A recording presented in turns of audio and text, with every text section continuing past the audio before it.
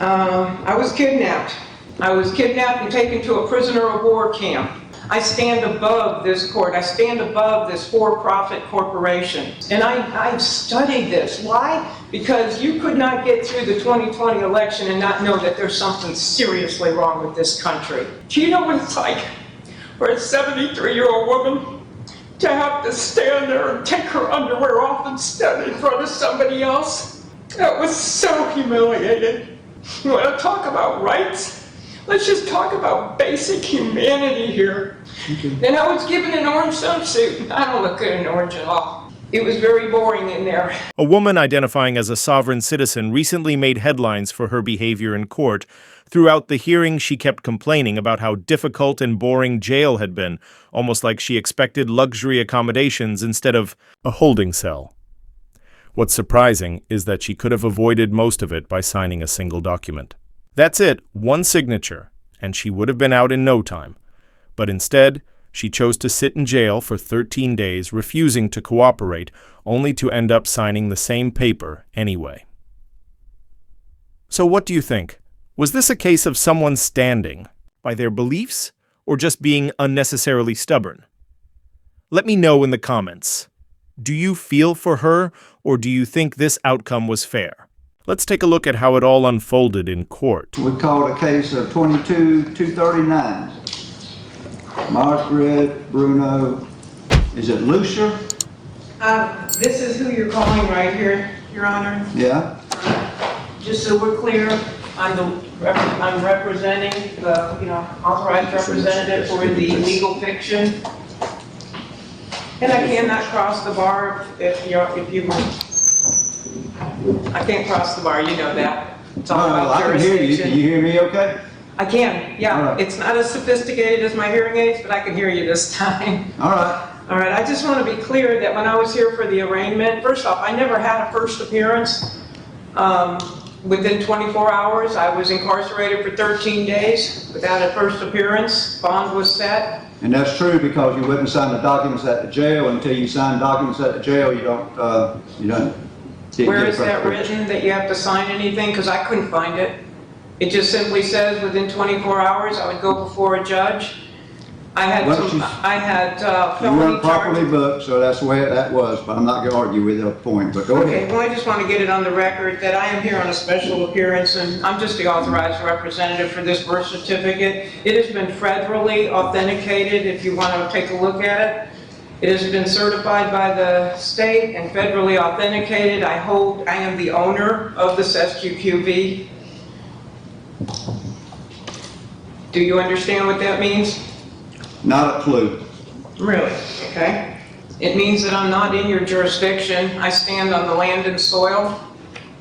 I'm under the public law, Okay. and I have a right to pass through service. All right. So I take it you're representing yourself today. No, I am presenting myself. Okay. So you're not going to enter a plea today or work out negotiations or anything? I'm not making any plea whatsoever. I have not consented to contract with this court in any way. Okay. I'm an American state national. I'm not a sovereign citizen. That was a hate crime under which I was arrested, and the arresting officer has since quit his job at the Jasper Police Department. All right. Well, say if we can. I have a file here that I have one prepared for both the prosecutor and for you, Judge, if you'd like to take a look and go along with me on what I'd like to bring before the court. My goal is that this case get dismissed with prejudice before I walk out today. Well, that's not going to happen, but we'll take a look at those files. Okay? They're the same, one for each of you. So if this case is not going to be submitted, with the first letter in here is a fair notice and warning letter. And it speaks to what the issues are here. First off, it was a false arrest because I do have a right to travel. Honestly, it's hard to understand how some sovereign citizens think this stuff actually works. Complaining that jail wasn't enjoyable, like it was supposed to be a vacation or a weekend getaway? Come on. It's jail, not Disneyland. You've been behind bars for nearly 2 weeks, eating simple meals on a plastic tray, and you're still claiming the court has no authority? Let's be real. If you've been locked up that long, the system clearly has jurisdiction, and yet here you are, standing in front of a judge, tossing out bizarre legal theories like they're going to impress anyone in the courtroom. These are professionals. You're not outsmarting anyone here. The truth is, if you just followed basic laws like everyone else, you wouldn't be in this mess. You're not taking a bold stand or exposing the system. You're just arguing, with rules that millions of people follow every day. Let's take a closer look at how it all went down in court. No, and then also there is no contract. The application for a driver's license does not tell anybody that you are trading a God-given right for a privilege. There is no victim in this crime because I have a right to face an accuser, and there's nobody here that was harmed. Deprivation of due process, Your Honor, you denied me a first appearance, and I have not heard the charges because I am hard of hearing. I brought that to the attention of the court at the arraignment, and your comment was simply, I'm talking as loud as I can. Well, that doesn't do any good for somebody who has a disability, and you have a responsibility to me under the Americans with Disabilities Act. And so I have issues with that. So up until, I still haven't really heard the charges. You know, when it started out, I was slammed with 7 felony charges. Had a violation of my Fourth Amendment rights because they did a search and seizure of my vehicle. They tossed my car completely. He claimed he found the phone in my car. He didn't. He took it out of my hand after shoving my arm. That was assault and battery. And then when I got into the police vehicle, my keys were in my pocket. He took them out of my pocket. All right, that again is assault and battery and also could be considered rape. Prosecutor Travis Munden did not act for 8 days. He allowed me to sit in jail for 8 days with felony charges hanging over my head, of which you put a $38,000 bond on me without my participation. Again, that was a violation or deprivation of due process. The felony charges were bogus. I'm an international notarial witness for the United States of America, unincorporated. I had those the driver's license on my phone and birth certificates because I do remote notarization for people. I had a right to have that. I had it by permission of the people that sent it to me. The prosecutor, Dana Brady Giddens, she failed to act for 6 days. On July 1st, Travis transferred it from the felony side over to misdemeanors. She sat on it for 6 days. I sat in jail for 13 days, not even knowing what was going on. And it wasn't until after I got out of jail and I called her, and while I was on the phone, she goes, "Oh, here it is." She asked me what my name was, and she goes, "Oh, here it is," and she opened it while I was on the phone. So Travis sat on it for 7 days. Whatever happened to due process? Don't they have a responsibility to act timely? Because I know I do. All right? I was kidnapped. I was kidnapped and taken to a prisoner of war camp. I had no choice in this, and I'm an American. I'm an American state citizen. I stand above this court. I stand above this for-profit corporation. First time that I saw you, sir, was 44 days after my arrest. And again, my Americans with Disabilities Act rights were violated in that you made no accommodation at all for my not being able to hear you. So as far as I know, I never did put in a plea. I have not pled in any way whatsoever. I have not consented. I have signed absolutely nothing. I signed no citations. And I have had communication with Tabitha and Dana. We have been writing back and forth on our 72 rule of response, and I can't get answers out of them. They keep telling, I ask for documentation, and all I get is no documents responsive, no documents responsive, over and over again. I ask her for her oath of office on Florida letterhead, nothing. I get a scrap of paper. I ask her for a signed contract on my side, I get a citation that's not signed. The citation wasn't even signed by the arresting officer, it's by somebody else, and it has comments in it that says I said something. And I would appreciate eye contact, sir. I don't appreciate being ignored by the court. So anyway, I didn't sign anything. I have not contracted with this court. I haven't contracted at all. And why? Because I don't need to. I'm not under these statutes, rules, regulations, codes, ordinances, mandates, and all the rest.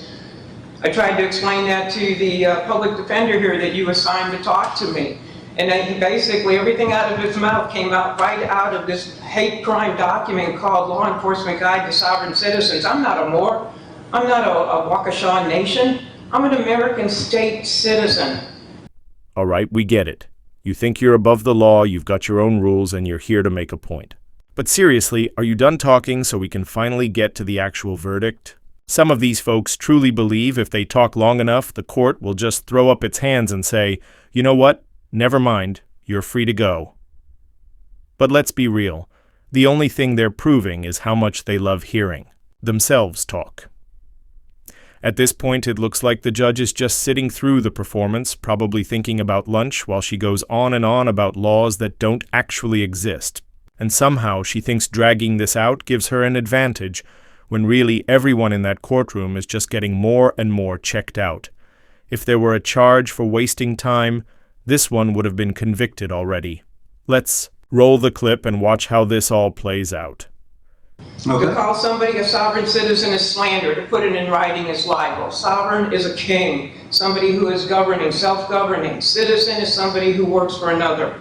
It's an oxymoron. It's not even real, and yet law enforcement wants to act on that kind of foolishness. Even the public defender here believes in it.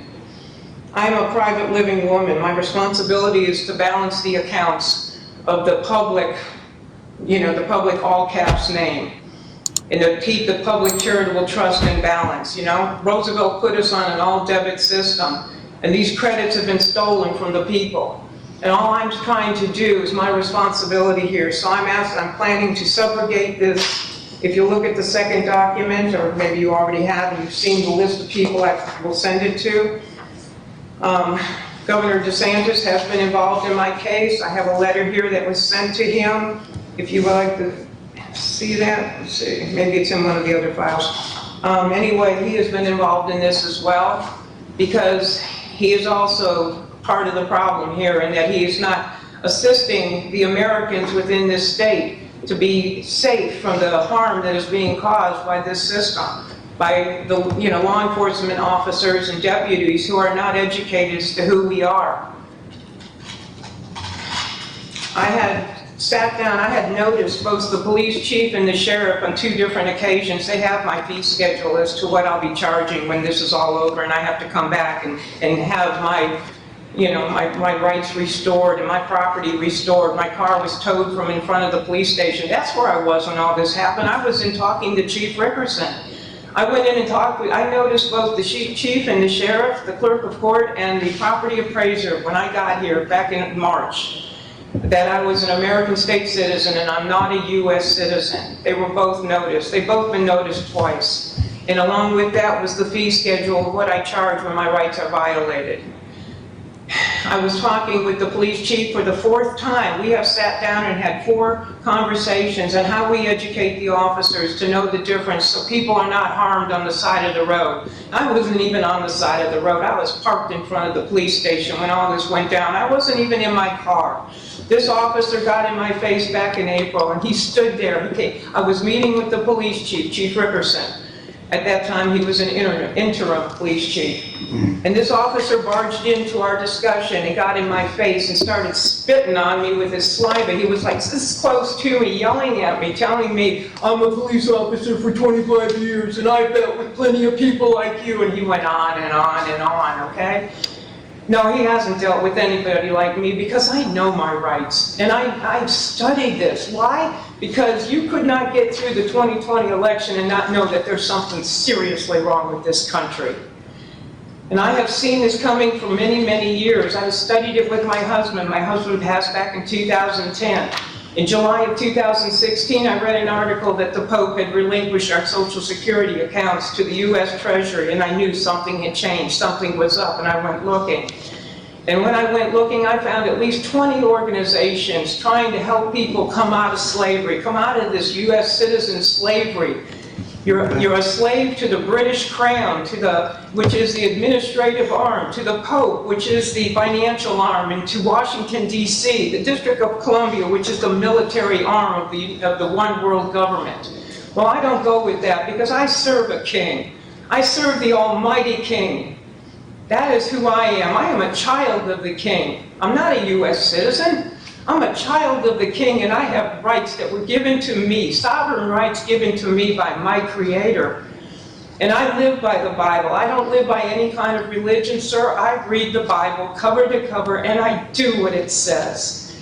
And when it says that there are 2 commandments in the New Testament that Jesus, or Yeshua, I prefer to call him by his Hebrew name, the 2 commandments, to love God above all things and to love your neighbor as yourself, I live by that. But that's a summary of the 10 commandments that are in the Old Testament, Exodus 20. And the first 5 commandments are how you love your Creator. And the second 5 commandments is how you love your neighbor. And I live by that, sir.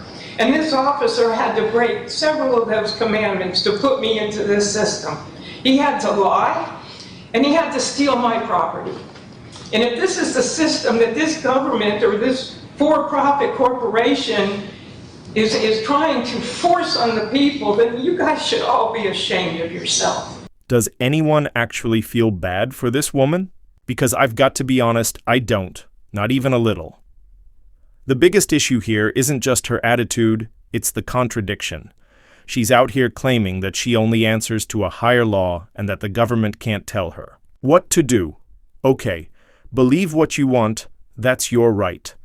But if you're going to live by that logic, then you probably shouldn't be driving on public roads, using public infrastructure, or relying on the very court system you say has no authority over you. You can't reject the system and then expect it to work in your favor when it's convenient, and trying to tie all of this into a higher power, especially while facing charges like assaulting an officer. That just doesn't add up.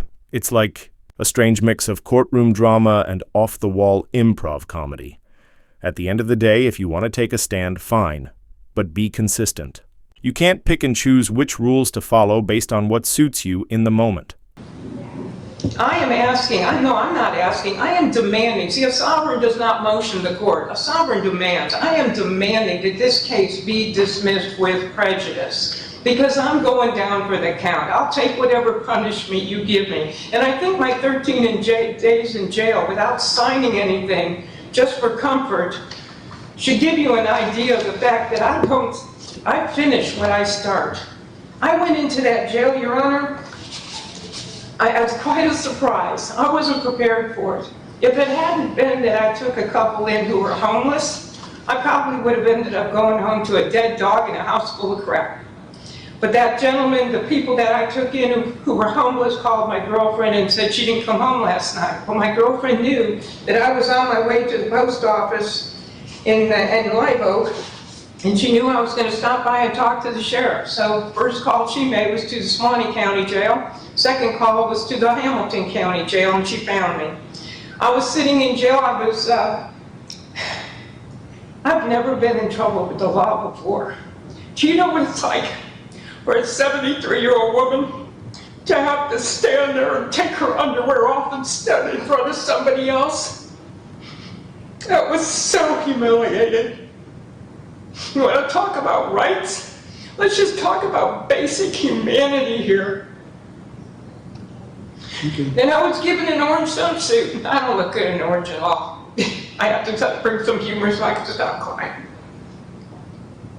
I wore that jumpsuit in my underwear for 13 straight days because I wouldn't sign your paperwork, because I would not come in contact with this corporation, this for-profit corporation. You're not a government, let's be honest.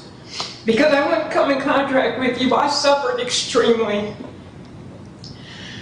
I was 3 days in a row, I asked for a sweatshirt. I was freezing. You got a swamp cooler in that jail. It's loud and it's cold. And every guard was wearing a jacket, and every inmate had a sweatshirt except for me. 3 days I asked for a sweatshirt. On the 4th day, when I asked, the guard said, "You don't sign out paperwork, you don't get nothing." Yeah, that's real sweet. There's a camera right above the toilet. Yeah, that's real sweet. You're sleeping on a steel bed. When I went and signed their paperwork, they gave me a mattress where the fabric was touching fabric. I have a 9-inch spread, thumb to little finger, and I can tell you that the padding of that mattress lay within a lump, 12 inches by 30 inches. The very first day in holding, I had a bruise on my tailbone sitting on a steel bed. You know, I'm used to a mattress and I have a memory foam topper on top of it. I like it sweet.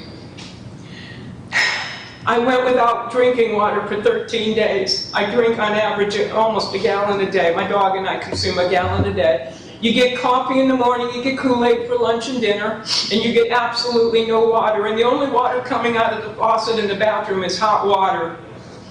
Okay, this is inhumane.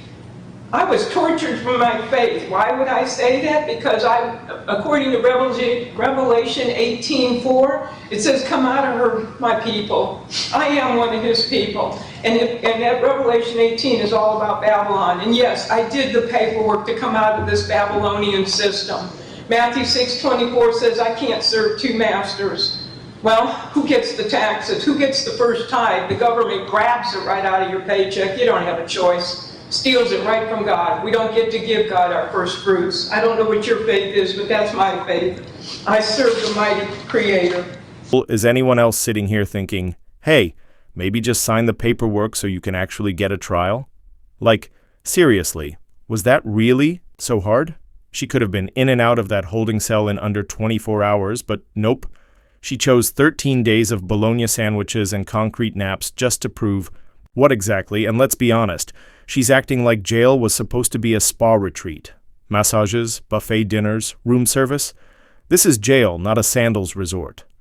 At this point, I don't even think she's confused anymore. She's just being stubborn for the sake of it. It's like she's fighting her own shadow. You can't help people who are that committed to losing an argument with themselves. Lost cause? Yeah, it's starting to feel that way. It was very boring in there, and they had some books, and I was reading on average 400-page novels every single day, but on the 5th day, the guards came in and took all the books out, so I had nothing I could read. And then the girls gave me some paper. I had 3 sheets of paper. I started writing and writing and writing, front and back, as small as I could. And when I ran out of those 3 sheets of paper, the girls in the cell on the other side started giving me paper. Why? Because I befriended them. We talked about our Savior. We talked about why we were there. I wasn't preaching. I don't preach. But I shared with them that, you know, they got themselves in trouble. And the first thing they need to do is straighten out their lives and get right with their Creator. Because if they can do that, the rest will fall in place. And that's what I spent those 13 days doing. Trying to be a big sis or a mom to those other girls who have lost their way along the way. 5 of the girls in that prison or jail recommitted their lives to God while I was there. And I'm very happy for them, and I continue to pray for them. I want you to know, sir, that I pray for you also. I pray for every one of you, because I pray that the Father will take the veil off your eyes so you can see what's really going on here. I don't know what you know. I have no idea what you know, but I know exactly how it works, and I know about the security bond, and I know how you have hit my SUQB trust, and that's what this subrogation is of that bond. Because I'll be filling out all the IRS forms. If this case is not dismissed with prejudice today, or I'll give you 3 days as it says in the document, if it's not dismissed with prejudice, then what I plan to do is fill out these IRS forms and make sure that the account that I am responsible for, I, the private woman, is responsible for the accounting of the public woman, or the all caps name that y'all have fraudulently created. And I mean, when I say y'all, take it professionally. You obviously weren't there when I was born. But anyway, the point is, sir, that I do feel the responsibility now that I understand how all of this works, that it's my job to apply those credits to the debits. It's my job to make sure that those funds are not taken multiple times or above and beyond what's necessary. And so that's what this subrogation document is all about. I want you to pay attention, sir, to the list on this document of the people that the distribution list. You see, I have notified the state's attorney. I came out of the system back in April of 2018. And when I moved to Hamilton, I was in Jacksonville at the time. When I moved to Hamilton, I redid my paperwork. So on the public record in this county, I have 2 filings with all my paperwork showing that I am an American, I'm not a U.S. citizen. Oh, you're not a U.S. citizen? Oh, okay. Guess that's the green light to ship her off to Mexico? And see how long that argument holds up down there. I just can't with people who swear the country is so evil and corrupt, but then cling to it like it's free Wi-Fi at a Starbucks. If it's really that bad, then why are you still here? Either follow the rules like the rest of us, or pack it up. Simple. And look, this whole mess just proves that age doesn't always come with wisdom. This 73-year-old sovereign citizen is out here making arguments that sound like a third grader who just discovered the word freedom. At some point, you've got to stop blaming the system and realize maybe you're just bad at life. Watching. This unfold is like seeing someone lose a fight with a paper bag. It's painful, but also kind of fascinating.